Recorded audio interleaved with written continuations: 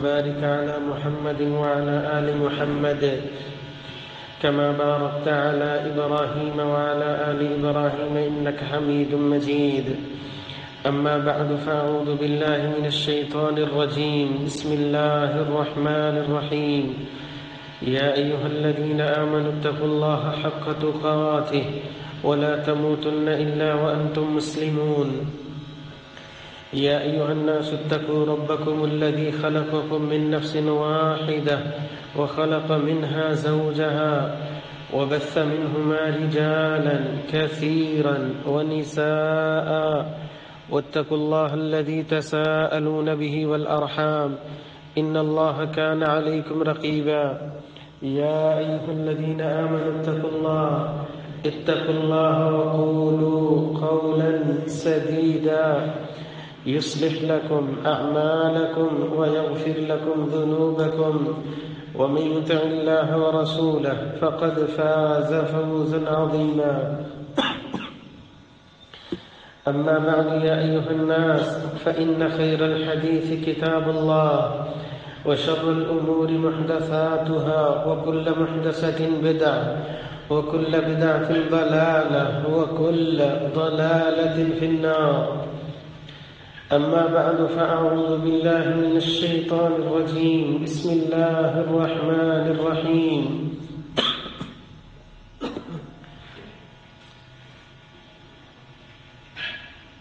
ومن يطع الله ورسوله ويخشى الله ويتقه فأولئك هم الفائزون.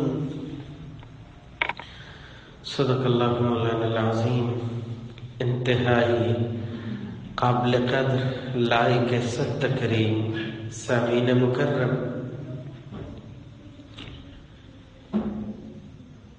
گرنا، سنبھلنا، ملنا، بچھڑنا، کامیابی، ناکامی یہ زندگی کا حصہ ہے. کچھ لوگ زندگی میں جیت کر کے بھی ناکام ہو جاتے ہیں اور کچھ ہار کر کے بھی کامیاب ہوا کرتے ہیں. حقیقی کامیابی وہ نہیں جسے میں اور آپ کامیابی کہیں، جسے لوگ کامیابی کہیں. حقیقی کامیابی تو وہ ہوگی جسے اللہ ذوالجلال کامیابی کہیں. آمنہ کے لال محمد الرسول اللہ صلی اللہ علیہ وآلہ وسلم کامیابی کہے. آج کی ہماری گفتگو کا محور حی علی الفلاح. اللہ ذوالجلال کی جانب سے اذان میں پانچوں اوقات بلکہ تہجد کی اذان میں بھی گونجنے والے یہ الفاظ حی علی الفلاح، لوگوں آؤ کامیابی کی جانب. جب ایک شخص نماز کی جانب آتا ہے حقیقت میں وہ اپنا قدم کامیابی کی جانب اٹھاتا ہے. میں اور آپ زندگی میں روزانہ کی بنیاد پہ کامیابی کی تلاش میں ہوتے ہیں. کامیابی کی تلاش میں لقد خلقنا الانسان فی کبد، مشقت، محنت، کوشش، ساری زندگی اسی کام میں انسان لگا رہتا ہے. انسان دنیا میں آنکھیں کھولتا ہے، والدہ کی گود میں کھیلتا ہے، گھر کے صحن میں کھیلتا ہے، گھر سے باہر نکلتا ہے، گلی بازار میں کھیلتے ہوئے اسکول، کالج، یونیورسٹی بڑھتے بڑھتے کبھی ڈسٹرکٹ لیول پہ، ڈویژن لیول پہ، صوبے، ملک اور کبھی کبھی تو ورلڈ چیمپئن بھی بن جاتے ہیں. کسی بھی میدان میں آپ دیکھیں چھوٹی چھوٹی کامیابیاں جس کو میں اور آپ اپنی زبان سے کامیابی کہتے ہیں، ساری دنیا کو اکٹھی کیوں نہ کر لے، آپ سمجھتے ہیں کیا وہ حقیقی کامیاب ہے؟ مال اکٹھا کر لیا ہو قارون جتنا، حقیقی کامیابی کا لفظ کیسے لگا دیا جائے؟ سلطنت اور حکومت فرعون شداد جیسی، فرعون جو آیا تھا دندناتا ہوا، انا ربکم الاعلی کے نعرے لگاتا ہوا، اتنی بڑی سلطنت بھی ہو، ہم کہہ سکتے ہیں کہ حقیقی کامیابی ہے؟ نہیں میرے بھائیوں، آئیے دیکھیے آج کی اس ملاقات میں حقیقی کامیابی کو لینے کے لیے مجھے اور آپ کو کیا کرنا چاہیے، مجھے اور آپ کو کن کاموں کو اختیار کرنا چاہیے کہ میں اور آپ حی علی الفلاح رب کی اس آواز کے مصداق بن جائیں اور دنیا میں بھی اور آخرت میں بھی حقیقی کامیاب بن جائے۔ سب سے پہلا وہ بانصیب جو اللہ کی نظروں میں کامیاب گردانا جاتا ہے، صحیح الجامع 4368 نمبر روایت، عبداللہ ابن عمر رضی اللہ تعالی عنہ اس حدیث کے راوی ہیں، قد افلح من اسلم، پیغمبر کائنات فرماتے ہیں یقیناً وہ بندہ کامیاب ہو گیا جو صدق کے دل سے مسلمان ہو جاتا ہے، اللہ کے دین کو قبول کر لیتا ہے، وہ دین جو اللہ کا پسندیدہ دین ہے، وہ دین جو میرے اور آپ کے لیے بہت بڑی نعمت ہے، جس کی تعلیم اس قدر روشن اور واضح ہے کہ راتیں بھی جس کی دن کی طرح روشن ہے، جس سے روگردانی تو وہی کرے گا جس کے کھاتے میں سوائے ہلاکت اور خسارے کے کچھ نہیں۔ یہ اللہ کا فضل ہے، یہ اللہ کا کرم ہے، یہ اللہ کی عنایت ہے۔ ہم میں سے ہر ایک کو اللہ ذوالجلال نے آزاد وطن میں اور مسلمانوں کے گھروں میں پیدا فرمایا، بغیر کسی محنت، بغیر کسی مشقت کے۔ لا الہ الا اللہ دنیا میں آنکھیں کھولی تو یہ آواز ہمارے کانوں میں گونجنے لگی۔ انتہائی قابل قدر میرے بھائیوں، لا الہ الا اللہ کا سفر کرتے ہوئے کبھی کسی کو تپتی ہوئی ریت پہ جلنا پڑا، انگاروں پہ جلنا پڑا، کس طرح وطن سے، دیش سے، رشتہ داروں سے، اپنوں سے سب کچھ قربانیاں دینے کے بعد لا الہ الا اللہ کے الفاظ میسر آئے۔ یہ میرے رب کی عنایت ہے کہ اللہ ذوالجلال نے ہمیں یہ دولت نصیب فرمائی۔ اگر ہم اس دولت کی عظمت کو پہچان لیں اور اس کی عظمت کے قائل ہو جائیں اور سمجھیں کہ دین بہت بڑی نعمت ہے، بہت بڑی دولت ہے، اور نہایت معذرت کے ساتھ میں اپنے گریبان میں جھانکوں، آپ اپنے گریبان میں جھانکے، دنیا کی دولت سمیٹنے کے لیے کس کس کی کوشش اور تگ و دو نہیں ہوتی، دین کی دولت جو سب سے بڑی دولت ہے، اس کی روشن تعلیمات کو زندگی میں اتارنے کے لیے میں نے آج تک کیا کیا ہے، اپنے اپنے گریبان میں اور آپ جھانکیں اور دیکھیں بحیثیت مسلمان سب سے بڑی دولت تو اسلام اور ایمان کی دولت تھی۔ من یرد اللہ بہ خیرا یفقہہ فی الدین، اگر میں جہاں دنیا کے لیے وقت نکالتا ہوں وہاں دین کی روشن تعلیم کے لیے میں وقت نکالنے لگ جاتا ہوں، میں ٹینشن لینے لگ جاتا ہوں، میں فکر کرنے لگ جاتا ہوں، نماز سنانے لگ جاتا ہوں، ترجمہ دیکھنے لگ جاتا ہوں، دعائیں ازبر کرنے لگ جاتا ہوں، تو پھر تو میرے بھائیوں یہ بہت بڑی خوش نصیبی اور سعادت ہے۔ اگر میں اسی ڈگر پہ چلا ہوا ہوں، دنیا کے لیے سارے اوقات ہیں، لیکن رب کے دین کی تعلیم کو لینے کے لیے میرے پاس 10 منٹ بھی مشکل ہو جائیں تو پھر سوچنے اور فکر کرنے کی بات ہے۔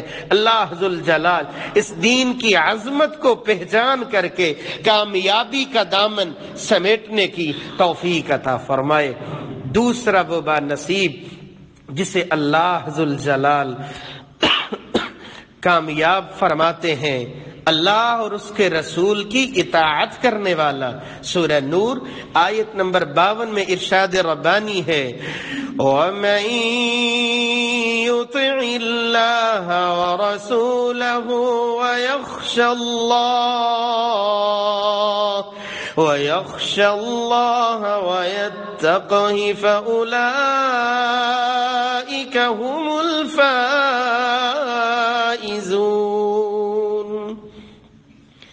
کامیاب ہے تو کون ہے؟ جو اللہ کی مانتا ہے، جو مانتا ہے اللہ کے رسول صلی اللہ علیہ وآلہ وسلم کی مانتا ہے، ڈرتا ہے، اپنے رب سے ڈرتا ہے، دل میں خوف رکھتا ہے، اپنے رب کا خوف رکھتا ہے۔ مالک الملک فرماتے ہیں فَأُولَئِكَ هُمُ الْفَائِزُونَ، یہ وہ لوگ ہیں جو حقیقت میں کامیاب ہے۔ اگر ایک لمحے کے لیے میں اپنے گریبان میں جھانکوں، آپ اپنے ضمیر کو ٹٹولیں، کیا ہمارے اعمال، ہمارا کردار، ہمارے دن رات کیا ایسے ہیں جس طرح ان لوگوں کے ہونے چاہیے جن کے دل میں اللہ کا خوف ہوا کرتا ہے، جن کے دل میں اللہ کا ڈر ہوا کرتا ہے۔ اللہ ذو جلال مجھے اور آپ کو تقوی کی حقیقی دولت نصیب فرمائے۔ تیسرا وہ با نصیب جو اختیار کرتا ہے، نیکی کو اختیار کرتا ہے، میرا رب حقیقی کامیابی اس کے حصے میں لکھ دیتا ہے۔ سورہ التغابن آیت نمبر 9 میں ارشاد ربانی ہے، وَمَن يُؤْمِن بِاللَّهِ وَيَعْمَلْ صَالِحًا يُكَفِّرْ عَنْهُ سَيِّئَاتِهِ وَيُدْخِلْهُ جَنَّاتٍ تَجْرِي مِن تَحْتِهَا الْأَنْهَارُ خَالِدِينَ فِيهَا أَبَدًا ذَلِكَ الْفَوْزُ الْعَظِيمُ۔ اللہ پہ ایمان بہت بڑی نعمت تھی۔ جب اللہ ذوالجلال نے ایمان کی دولت سے نوازا، اب یہ اختیار کرتا ہے، نیک اعمال کو اختیار کرتا ہے۔ نتیجہ کیا نکلتا ہے؟ پچھلے گناہ تو اللہ معافی فرما دیتے ہیں، اور پھر نتیجے میں جنت کا داخلہ اس اپنے بندے کو عطا فرماتے ہیں۔ ذَلِكَ الْفَوْزُ الْعَظِيمُ، یہ وہ کامیابی ہے، یہ وہ کامیابی ہے۔ قرآن کی زبان جس کی بنیادوں میں کھڑے ہوتے ہیں، اس کے نیک اعمال کھڑے ہوتے ہیں۔ میں اور آپ دن رات کے گزرنے میں کون کون سے ایسے اعمال کرتے ہیں، کون کون سی ایسی نیکیاں ہیں میرے اور آپ کے دن اور رات میں، جس کا میرا دل مجھے اس بات کی راحت اور تسلی دے کہ ہاں میرا سفر اس کامیابی کی جانب رواں دواں ہے۔ اللہ ذوالجلال مجھے اور آپ کو اس انداز سے اپنے اعمال اور کردار کا رخ سیدھا کرنے کی توفیق عطا فرمائے۔ اگر نیکی کی توفیق میسر آ جائے، ایک کامیاب شخص کو کس بات کی جانب دھیان دینے کی ضرورت ہوتی ہے؟ قرآن مجید میں اللہ ذوالجلال فرماتے ہیں، سورہ الروم آیت نمبر 38 میں ارشاد ربانی ہے، ذَلِكَ خَيْرٌ لِّلَّذِينَ يُرِيدُونَ وَجْهَ اللَّهِ وَأُولَئِكَ هُمُ الْمُفْلِحُونَ۔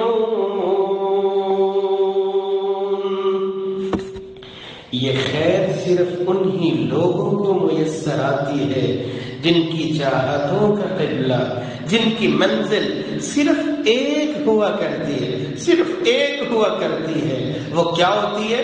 اللہ راضی ہو جائے، اللہ راضی ہو جائے۔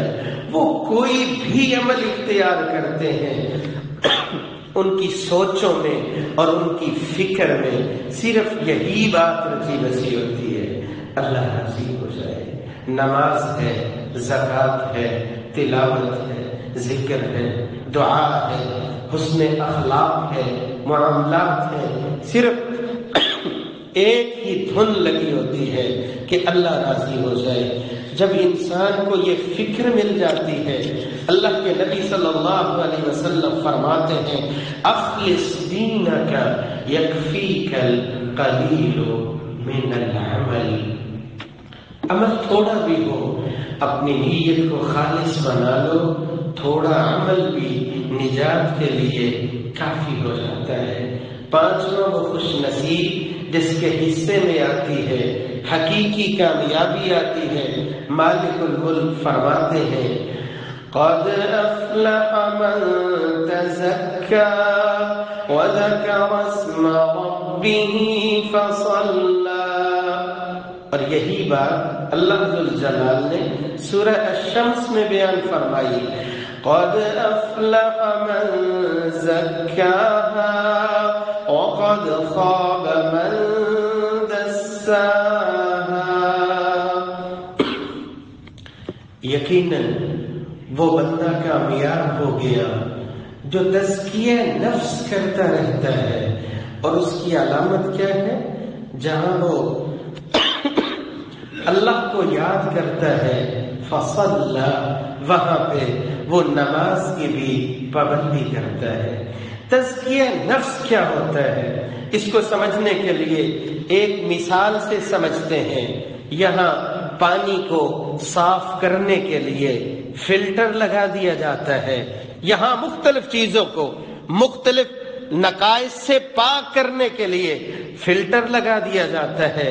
آئیے میں اور آپ بھی اپنی زندگی کے اعمال میں وہی فلٹر لگائیں کہ ہماری زندگی میں عمل وہی آئے جس سے ہمارا کردار پاک، صاف اور شفاف ہو جائے۔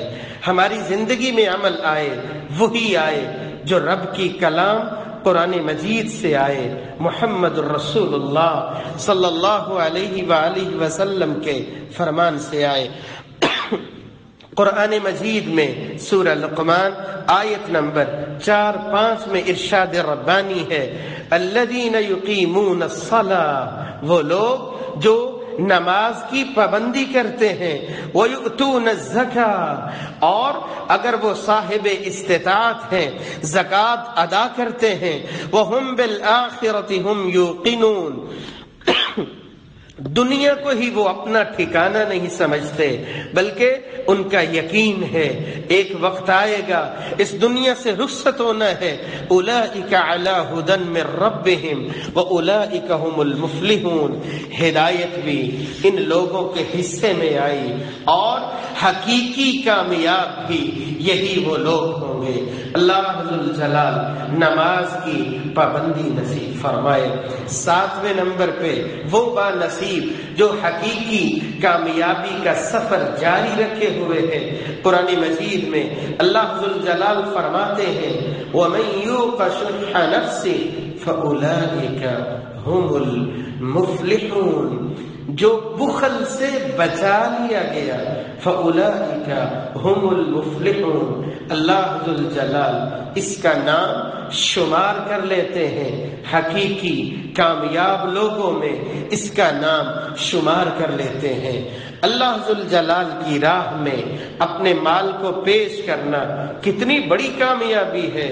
فرشتے بھی اس شخص کے لیے دن رات دعاؤں میں لگے ہوتے ہیں، اللہم اعطی منفقا خلفا، اس بندے کے گناہ تو اللہ ویسے ہی فرما دیتے ہیں، معاف فرما دیتے ہیں۔ والصدقۃ تطفئ الخطیئہ کما یطفئ الماء النار، جس طرح ہم دیکھتے ہیں دہکتی ہوئی آگ ہو، پانی اس کو ختم کر دیتا ہے، اللہ کی راہ میں مال کا لگانا اس کے گناہوں کو اسی طرح دھو دیا کرتا ہے۔ بیماری سے بھی نجات اسی کام کی برکت میسر آ جایا کرتی ہے۔ داؤ مرضاکم بالصدقہ، بلکہ قبر کے اندھیروں سے بھی نجات ملتی ہے، عرش الہی کا بھی سایہ میسر آتا ہے، بلکہ جہنم کے انگارے بھی اس بندے کے لیے ٹھنڈے ہو جاتے ہیں۔ اتقوا النار ولو بشق تمرہ۔ اللہ ذوالجلال مجھے اور آپ کو بخل سے محفوظ فرمائے اور اپنی راہ میں استطاعت کے مطابق اللہ کا دیا ہوا مال لوٹانے کی توفیق عطا فرمائے۔ آٹھواں وہ خوش نصیب جس کا سفر جاری ہے حقیقی کامیابی کی جانب، حقیقی کامیابی کی جانب۔ سنن نبی داؤد 4249 نمبر روایت، سیدنا ابو ہریرہ رضی اللہ تعالی عنہ اس حدیث کے راوی ہیں، فرمایا افلح من کف یدہ، وہ بندہ کامیاب ہو گیا جو اپنے ہاتھ کو روک لیتا ہے، کسی پہ ظلم نہیں کرتا، کسی پہ زیادتی نہیں کرتا، کسی کو دھوکہ نہیں دیتا۔ انتہائی قابل قدر میرے بھائیوں، اسلام کسی بندے کا اس وقت معیاری اور خوبصورت ہوتا ہے، المسلم من سلم المسلمون من لسانه ویدہ، نہ اس کی زبان سے کسی کو تکلیف ہوتی ہے، نہ ہی اس کے ہاتھ سے کوئی ظلم کا شکار ہوتا ہے۔ یہ مجھے اور آپ کو دیکھنا ہے، میں دن میں بولتا ہوں، کتنے ہی جملے بولتا ہوں، کیا میرے جملوں سے اپنے ہی کسی مسلمان بھائی کی تحقیر تو نہیں ہوتی، تذلیل تو نہیں ہوتی؟ بحسب امرئ من الشر ان یحقر اخاہ المسلم، کسی مسلمان کے لیے برائی اتنی ہی کافی ہے کہ وہ جہنم کی گہرائیوں میں چلا جائے کہ وہ حقیر سمجھنے لگے، اپنے ہی بھائی کو حقیر سمجھنے لگے، گیا گزرا سمجھنے لگے۔ یہ تو اللہ کا معیار ہے نا کہ اللہ کی نظروں میں کون کتنا اونچا ہے، کون کتنے درجے والا ہے۔ کیا میری زبان سے غیبت کی وجہ سے، چغلی کی وجہ سے، میری زبان کی بول کی وجہ سے کسی مسلمان کی عزت پہ حملہ تو نہیں ہوتا؟ صرف ظلم یہ نہیں ہے کہ آپ اپنے ہاتھ سے کسی پہ ظلم کرتے ہو، آپ کی ادائیں بھی کبھی کبھی ایسا ظلم کر جاتی ہیں، ایسے نشان چھوڑ جاتی ہیں، آپ کی زبان سے نکلنے والے بول اور کلمات بھی کبھی کبھی اپنے ہی بھائیوں کو ایسے زخم دے جاتے ہیں کہ شاید کہ جسمانی زخم تو بھر جاتے ہو، لیکن آپ کی زبان سے نکلنے والے کلمات کبھی کبھی اتنے زہریلے ہوتے ہیں، زندگیاں بیت جاتی ہیں، دل سے وہ زخم بھرا نہیں کرتے۔ اس لیے جب بھی بولے بڑے اہتمام سے بولے، اخلاق سے بولے، پیار سے بولے۔ شریعت کے کیوں طلب کرتی ہے تبسمک فی وجہ اخیک لک صدقہ، مسکراہٹیں بکھیرتے رہو، آپ کی مسکراہٹیں بھی آپ کے لیے صدقہ بن جائے گی۔ شریعت کیوں یہ سمجھاتی ہے الکلمہ الطیبہ صدقہ، پاکیزہ بول، اس کا ایک ایک حرف اللہ آپ کے لیے صدقہ بنا دیتے ہیں۔ اس لیے اخلاق پہ مبنی، احترام پہ مبنی، اکرام پہ مبنی، دل جوڑنے والے کلمات آپ اپنی زبان سے بولا کریں۔ یہ چھوٹے چھوٹے جملے نجات کے لیے کافی ہو جاتے ہیں۔ اللہ ذوالجلال ظلم سے محفوظ فرمائے اور حسن اخلاق کا معیاری نمونہ پیش کرنے کی توفیق عطا فرمائے۔ نواں خوش نصیب جو اللہ کی راہ میں جہاد کرتا ہے۔ سورہ توبہ آیت نمبر 20 میں اور 88 میں، دونوں آیتوں میں اللہ ذوالجلال نے ہجرت کا اور جہاد کا تذکرہ فرمایا، جہاد کا تذکرہ فرمایا، اور ساتھ کہا اولئک ھم المفلحون، جو اللہ کی راہ میں جہاد کرتے ہیں حقیقی کامیابی انہی لوگوں کے حصے میں آیا ہے۔ لیکن ہم لوگ اگر اپنی زندگی میں دیکھیں، دکان پہ جانے والا ساری زندگی دکان تک کا سفر کرتا ہے، مارکیٹ میں جانے والا مارکیٹ تک کا سفر کرتا ہے، تو پھر جہاد کدھر چلا گیا؟ اگر زندگی میں جہاد نہیں ہے، جہاد کی عظمت نہیں ہے، تو باقی کیا رہ جائے گا؟ انتہائی قابل قدر میرے بھائیوں، اللہ ذو الجلال ہمیں حقیقی مسلمان بنائے اور جہاد کا جذبہ ہمارے دلوں میں پیدا کرنے کی توفیق عطا فرمائے۔ رب سے مانگا کرے، شہادت کی موت مانگا کرے۔ کس لیے؟ سیدنا عمر فاروق رضی اللہ تعالی عنہ بھی دعا کیا کرتے تھے، اللہم ارزقنی شہادتا فی بلد رسولک۔ مدینہ طیبہ میں موت کا آنا ویسے ہی بڑی عظمت ہے، لیکن مانگتے تھے شہادت کی موت بھی مانگتے تھے، مدینہ طیبہ میں مانگتے تھے۔ اللہ ذو الجلال ہمیں بھی شہادت کی موت نصیب فرمائے۔ لیکن جب ہم ایک نظر دیکھتے ہیں سیرت طیبہ میں، آپ دار ارکم میں اللہ کے نبی صلی اللہ علیہ وسلم کا طریقہ تعلیم اور طریقہ تدریس تو پڑھتے ہی ہے نا۔ تاریخ میں مکہ میں کس طرح چھپ چھپا کر نماز پڑھتے تھے، تعلیم دیتے تھے، وعظ و تبلیغ کرتے تھے، نماز پہ لگاتے تھے، دین پہ لگاتے تھے۔ جب مکہ کو چھوڑ کے مدینہ پہنچے ہیں، الگ سے اپنی ریاست اور حکومت بنائی ہے، پھر نکلے ہیں رب کے حکم سے میدان جہاد میں نکلے ہیں۔ ہم بھی یہی کہتے ہیں، حکومت کے خلاف جانا نہیں ہے، لیکن جہاد کا جذبہ دل سے مٹانا نہیں ہے۔ اگر آپ 1 2 3 بندے لے کے کھڑے ہو جاؤ گے، یہ بھی طریقہ درست نہیں ہے۔ اور اگر دل سے بالکل جہاد کا لفظ ختم ہی ہو جائے کہ ہم کے لیے جہاد اب رہا ہی نہیں ہے، پھر بھی اپنے دین اور ایمان کو چیک کر لیجئے۔ یہ جذبہ مستقل رہنا چاہیے، رب سے دعا مانگنی چاہیے۔ اور طریقہ کیا ہونا چاہیے؟ دعوت و تبلیغ، تدریس۔ لوگ تیار کیجئے کہ وہ رب کے دین کے مجاہد بن کے نکلے اور درجہ حکومت تک پہنچے۔ پھر جب آپ کے پاس اختیار ہو، اس کے بعد آپ نکلو۔ اللہ ذو الجلال مجھے اور آپ کو زندگی میں دعوت و تبلیغ اور جہاد کے اس طرز کو لے کر کے رب کے دین کی آبیاری اور نشر و اشاعت میں زندگی بھر اپنا حصہ ڈالنے کی توفیق عطا فرمائے۔ انتہائی قابل قدر 10واں وہ خوش نصیب جسے رب کی کلام حقیقی کامیابی کا سرٹیفکیٹ دیتی ہے۔ سورہ آل عمران آیت نمبر 104 میں ارشاد ربانی ہے، وَلْتَكُن مِّنكُمْ أُمَّةٌ يَدْعُونَ إِلَى الْخَيْرِ وَيَأْمُرُونَ بِالْمَعْرُوفِ وَيَنْهَوْنَ عَنِ الْمُنكَرِ۔ یہ بھی بہت بڑا جہاد ہے۔ آپ تحریر کے ساتھ جہاد کریں، آپ تقریر کے ساتھ جہاد کریں، جتنی پاور ہے جو اللہ نے دیا ہے اس کو استعمال کریں دین کی سربلندی کے لیے۔ نیکی کا حکم دیتے رہنا، برائی سے منع کرتے رہنا۔ میرے بھائیوں، یہ بہت بڑی سعادت ہے۔ جس بندے کی زندگی میں یہ بات آ جائے، لَيُصَلُّونَ عَلَى مُعَلِّمِ النَّاسِ الْخَيْرِ، پوری کائنات کو اللہ ذو الجلال اس بندے کے لیے دعائے خیر پہ لگا دیتے ہیں۔ 11واں وہ خوش نصیب جو حقیقی کامیابی کا سفر طے کرتا رہتا ہے۔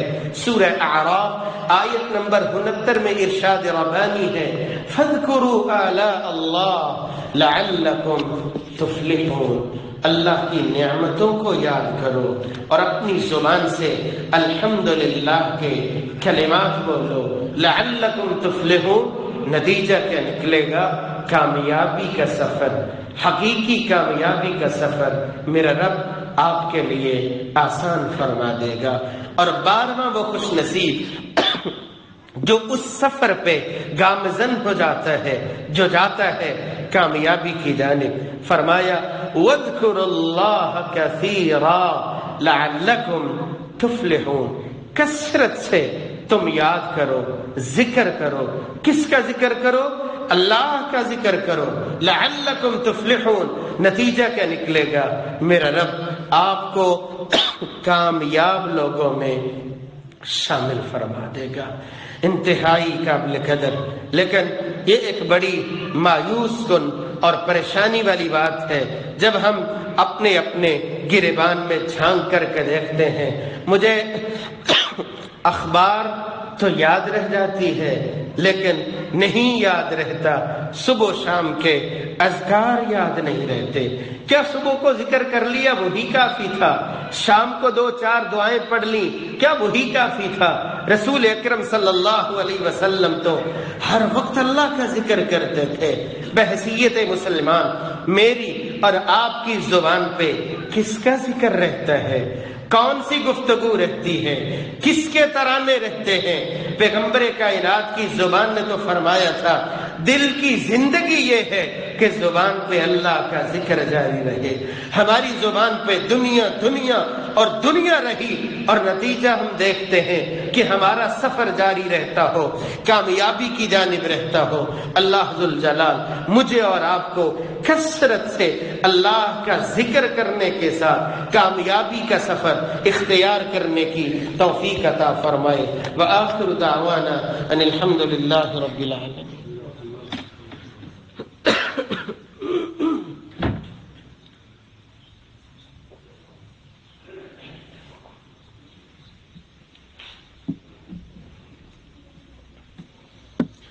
الحمد لله على إحسانه الشكر له على توفيقه وامتنانه. أشهد أن لا إله إلا الله وحده لا شريك له تعظيما لشانه، وأشهد أن محمدا عبده ورسوله الداعي إلى رضوانه. أما بعد فأعوذ بالله من الشيطان فإنه عدو للإنسان. اللہ کے گھر مسجدوں سے گونجنے والی آواز جو ایک دوسرے کے پیچھے آتی ہے، حی علی الصلاۃ، حی علی الفلاح، آؤ نماز کی جانب، آؤ کامیابی کی جانب. ایک شخص صرف نماز پڑھ لیتا ہے لیکن اسے خیال نہیں رہتا کہ میرے مسلمان بھائی کے لیے شریعت نے میرے لیے کیا کچھ رہنمائی کی ہے. اللہ کے حقوق کو بڑے احسن انداز سے ادا کرتا ہے لیکن مخلوق کے حقوق جو اللہ نے لگائے ہیں ان کی پرواہ نہیں کرتا. پھر حقیقی کامیابی مشکوک ہو جاتی ہے، مشکل ہو جاتی ہے.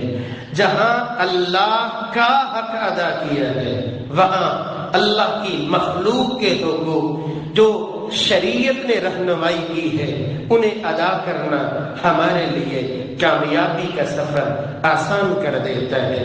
اور وہ شخص جو سمجھتا نہیں ہے، ظلم کرتا ہے، زیادتی کرتا ہے، غیبت سے باز نہیں آتا ہے، دھوکہ دینے سے باز نہیں آتا ہے، اس کے زیادتی، اس کا ظلم چے جائے اس نے بہت ساری نیکیاں کی ہوں اسی کے لیے ہی پھندا بن جاتا ہے. آپ نے فرمایا تھا نا غریب کون ہے، لمبی روایت ہے وضاحت کی. یہ شخص آئے گا، نمازیں لے کے آئے گا، تہجد لے کے آئے گا، زکوٰۃ لے کے آئے گا، تلاوت ذکر کیا کچھ ہوگا اس کے پاس، لیکن ظلم ہوگا، زیادتی ہوگی.